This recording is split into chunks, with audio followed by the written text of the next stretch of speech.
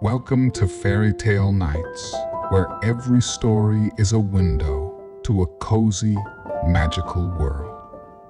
Tonight, we invite you to settle in, let go of the day's worries, and step into a whimsical tale of courage, curiosity, and tiny adventures.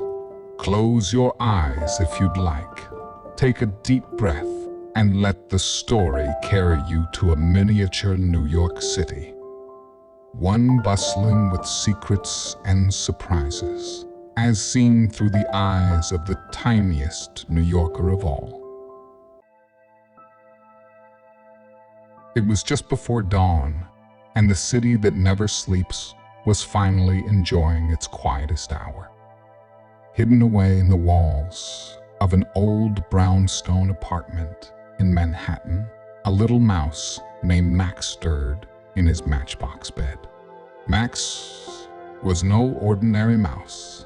He was clever, resourceful, and had the heart of an adventurer. But above all, he loved his home in New York City. Max's matchbox bed was adorned with scraps of fabric he'd collected over the years. A bit of plaid from an old scarf, a swatch of velvet from a discarded cushion, and a tiny patch of denim he'd once scavenged from a laundry basket. Quilt he'd stitched together himself was a masterpiece of patchwork artistry, keeping him warm during the chilly Manhattan winters. The first rays of sunlight peeked through the crack in the wall, where Max's cozy home overlooked a bustling bakery below. His home was small but perfect, with little nooks and crannies filled with trinkets he'd found on his adventures. A shiny bottle cap that made the perfect table, a small button he used as a stool, and a human earring that he had fashioned into a chandelier.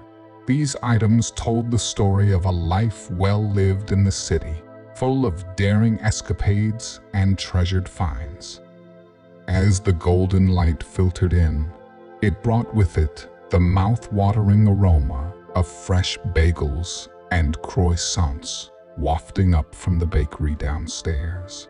Max's nose twitched and his whiskers quivered as he sniffed the air. The smell was irresistible. He yawned, stretched his tiny arms, and rolled out of bed, landing on the soft cotton rug he'd crafted from a piece of an old sock. Max took a moment to adjust his tiny scarf, his signature accessory. It was red with white stripes, made from a piece of ribbon he'd found during a particularly adventurous trip to the park. The scarf wasn't just for style. It was a reminder of the courage it took to navigate the bustling world of New York City. He made his way to his kitchen, which was no more than a shelf carved into the wall, and began his morning routine. His breakfast consisted of a morsel of cheese and a crumb of bread from yesterday's foraging trip. Max always believed in savoring every bite. As he ate, he listened to the soft hum of the city waking up. The distant rumble of delivery trucks, the faint honking of taxis, and the murmur of early risers heading out to start their day. After breakfast, Max grabbed his trusty satchel, a small pouch made from a scrap of leather, and slung it over his shoulder. It was time for his morning outing. He scurried through the tunnels he'd built inside the walls, navigating the maze-like passageways with ease. Each path led to a different part of the building, and Max had memorized them all. He paused at a small peephole that overlooked the bakery. Below, he could see Mr. Pasquale, the baker, kneading dough with practiced hands. The warm, inviting glow of the bakery made Max feel grateful for the life he had. Mr. Pasquale often left little treats near the back door, a crumb of cake here, a sliver of cheese there. Though they'd never spoken, Max felt a connection with the kind-hearted man. As Max prepared to descend into the bakery's alley for his daily treat, he glanced out through another crack in the wall. The city's skyline was painted in hues of pink and orange, and the first hints of activity were stirring in the streets below. Delivery men unloaded crates of produce. Joggers passed by with steaming cups of coffee in hand, and the rhythmic clatter of subway trains echoed in the distance. It was a new day in New York, and Max was ready for whatever adventures lay ahead. With one last look around his cozy home, Max scurried down the wall, his tiny feet expertly finding the grooves in the brick. The smells grew stronger as he neared the bakery's back door, his heart fluttering with anticipation. He didn't know exactly what the day would bring, but he knew one thing for certain. Life in New York City, even for a tiny mouse, was never boring. Max's first stop was the bakery, a place as familiar to him as his own little nest in the wall. The warm aroma of freshly baked bread and sweet pastries greeted him as he scurried along the alley. The bakery's back door was propped open slightly, allowing the early morning air to mingle with the comforting scent of yeast and sugar. This was Max's favorite part of the day. Every morning, Mr. Pasquale, the kindly baker, left a small crumb of cheese near the back door. It was their secret arrangement, born from years of silent understanding and mutual respect. Mr. Pasquale was a man of simple beliefs, one of which was that every creature deserved kindness, even a little mouse. Max often watched him from the safety of his hiding spots, marveling at how Mr. Pasquale hummed softly as he worked. His hands dusted with flour, and his face lit with the joy of his craft. This morning, however, was different. As Max approached the usual spot, his sharp eyes noticed something unusual. Instead of a crumb of cheese, there was a tiny paper note folded neatly under a slice of apple. Max's whiskers twitched as he carefully dragged the note into the shadowy corner of the alley, away from prying eyes. The handwriting was scribbled, but legible. "Good luck on your big adventure, my friend." Max's tiny heart raced. Adventure? What did Mr. Pasquale mean? Was it just a friendly message?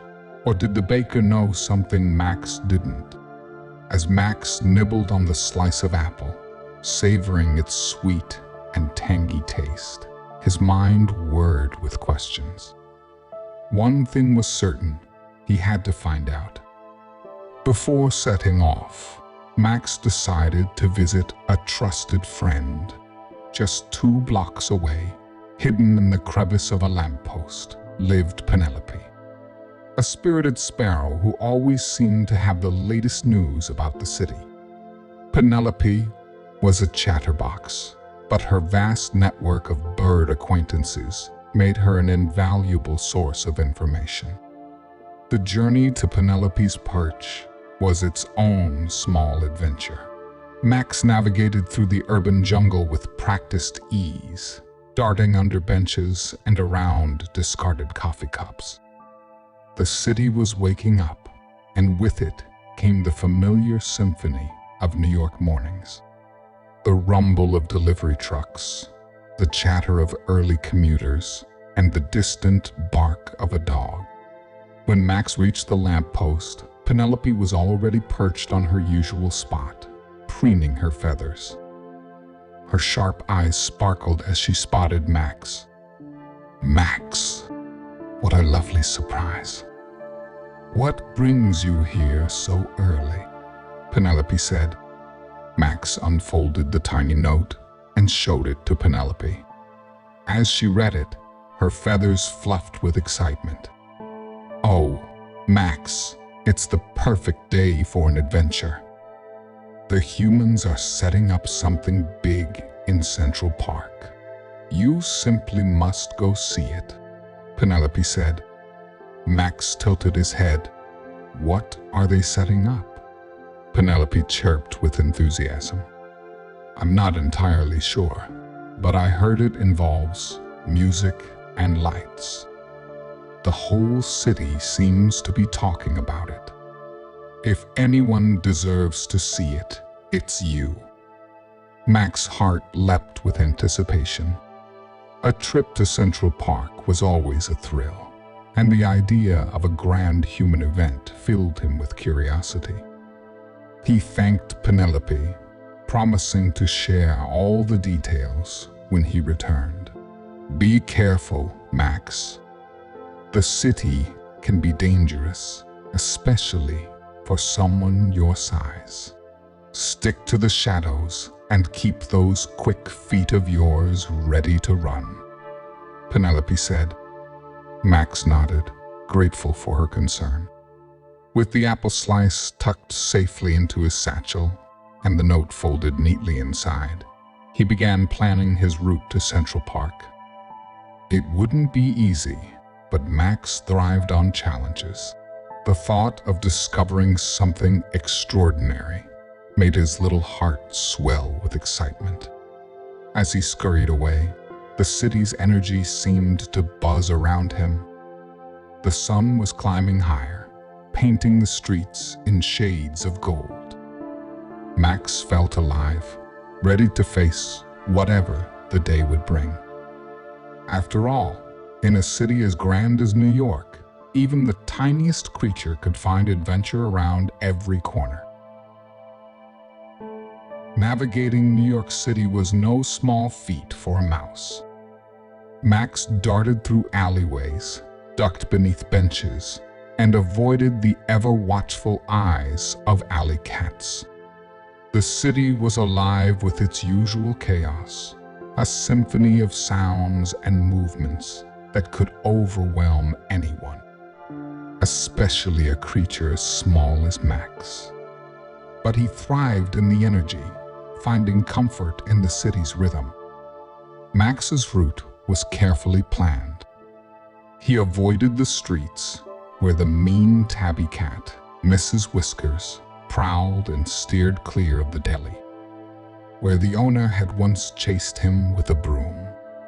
His whiskers twitched as he paused by a steaming vent, the warm air ruffling his fur. He loved these moments of urban life. The smell of pretzels from street carts, the distant clang of construction, and the chatter of people rushing to their destinations.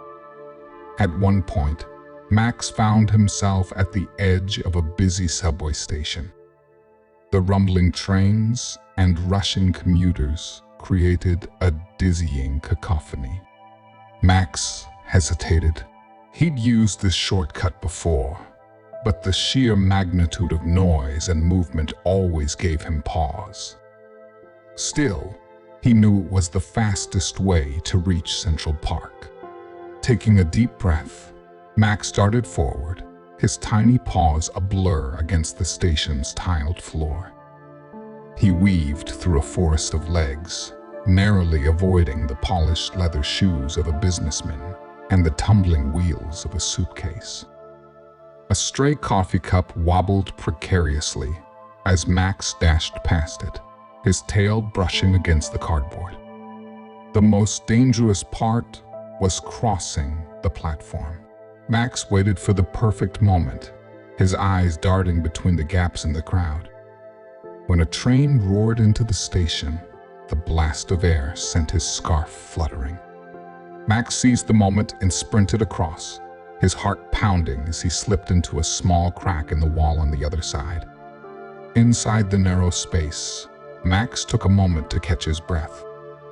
The muffled sounds of the subway echoed around him, and he allowed himself a brief smile. He'd done it. Emerging from the crack, he found a quieter exit and continued on his way. As Max got closer to Central Park, the city's atmosphere began to shift. The harsh grays of concrete gave way to the soft greens of trees, and the din of traffic was replaced by birdsong and the gentle rustle of leaves. Max's tiny heart swelled with excitement as he scurried up a low stone wall, his whiskers twitching in anticipation. Finally, after what felt like hours, Max caught his first glimpse of Central Park's green expanse. It was breathtaking. The sprawling lawns and towering trees seemed like another world entirely, a serene escape nestled in the heart of the bustling city. Max paused to take it all in, his little chest rising and falling as he breathed in the fresh air. The park was alive with activity. Joggers passed by in rhythmic strides. Children laughed as they chased each other across the grass. And an artist painted a vibrant scene on a nearby easel. For Max, the park was a treasure trove of sights and sounds, a place where he felt both small and connected to something vast. As he ventured further into the park, Max's keen eyes noticed a gathering in the distance. Humans were setting up a large stage, their movements purposeful and excited. Strings of lights were being strung across the trees, and the faint sound of instruments being tuned carried on the breeze. Max's curiosity piqued. This must be the event Penelope had mentioned. Max found a comfortable spot under a bush, his tiny paws curling around his satchel. He'd made it. Now he could rest and prepare for whatever lay ahead. The city had challenged him, but once again, Max had risen to the occasion. As the sun climbed higher in the sky, Max felt a sense of pride and anticipation. His adventure in Central Park was just beginning. In the heart of the park, Max discovered exactly what Penelope had been talking about. A large stage was being assembled, surrounded by strings of twinkling lights and vibrant decorations. Humans hurried to and fro, carrying instruments, adjusting microphones, and laying out picnic blankets in anticipation. The air buzzed with excitement, and it was clear something grand was about to take place. Curiosity led Max closer. He scurried up the trunk of a sturdy oak tree near the stage and perched on a branch with a perfect vantage point. From here, he could see and hear everything. Below him, two musicians stood chatting, their voices filled with anticipation. Tonight's concert will be magical. Imagine music under the stars, with the whole city watching, one of the musicians said, her voice brimming with excitement. The other nodded, his face lighting up as he spoke. And don't forget the star of the show, the violinist. She's performing her new piece, inspired by New York itself. I hear it's a masterpiece. Max's tiny eyes sparkled as he listened. A concert celebrating his beloved city? It sounded like the perfect tribute to everything Max cherished about New York. The thought of the violinist playing a piece inspired by the city filled him with wonder. He imagined the notes capturing the rhythm of the streets, the energy of the people, and the heartbeat of the city that never slept. Max was determined to see it all unfold. But as Max glanced around, his excitement gave way to concern. He wasn't the only one interested in the event. Across the park, near the edge of the stage setup, a group of raccoons was huddled together, their mischievous eyes glinting in the dappled sunlight. Max strained to listen as one of them, a particularly scruffy raccoon with a torn ear, spoke. "We'll wait until the humans leave to finish setting up," the raccoon said, his voice low and scheming. "Then we'll raid those picnic baskets. It'll be a feast." Another raccoon cackled. "Imagine the chaos. No food for the humans, no concert, and all the snacks for us." Mac's whiskers twitched with alarm. If the raccoon's plan succeeded, it would ruin the evening for everyone. The concert, a celebration of the city he loved so much, couldn't be derailed by a gang of troublemakers. Max knew he had to do something. But what could one little mouse do against a group of raccoons? Max scurried down the tree and hid behind a bush to think. He needed help, and fast. Penelope. She would know what to do. Without hesitation, Max darted toward the lamppost where Penelope often perched.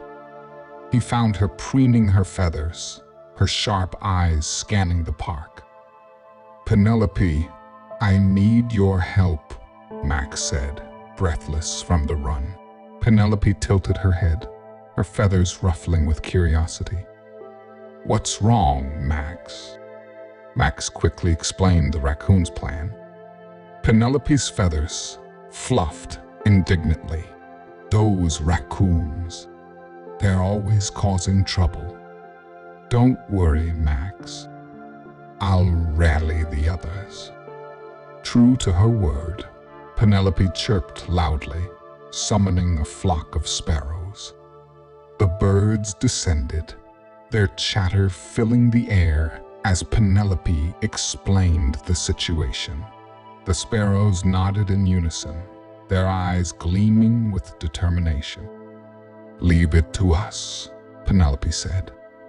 "We'll keep those raccoons distracted long enough for the humans to finish setting up." Max watched as Penelope and her flock took off, their small but swift forms darting toward the raccoons. From his hiding spot, Max saw the birds swoop down, squawking and fluttering around the startled raccoons. The raccoons stumbled over each other, swiping at the sparrows in vain as the birds expertly outmaneuvered them. Meanwhile, Max took the opportunity to scurry closer to the stage. He inspected the area to make sure the raccoons hadn't already caused damage. Thankfully, the picnic baskets were untouched, and the humans continued their preparations, blissfully unaware of the chaos averted. As the sparrows drove the raccoons deeper into the park, Penelope returned to Max, her chest puffed with pride. "That should keep them busy for a while," she said. Max smiled gratefully. "Thank you, Penelope. You saved the concert." Penelope shrugged, a playful glint in her eye. "That's what friends are for. Now, go enjoy the show. You've earned it." With the raccoons thwarted and the park returning to its peaceful state, Max felt a wave of relief. He found a cozy spot beneath a bush near the stage, his excitement renewed.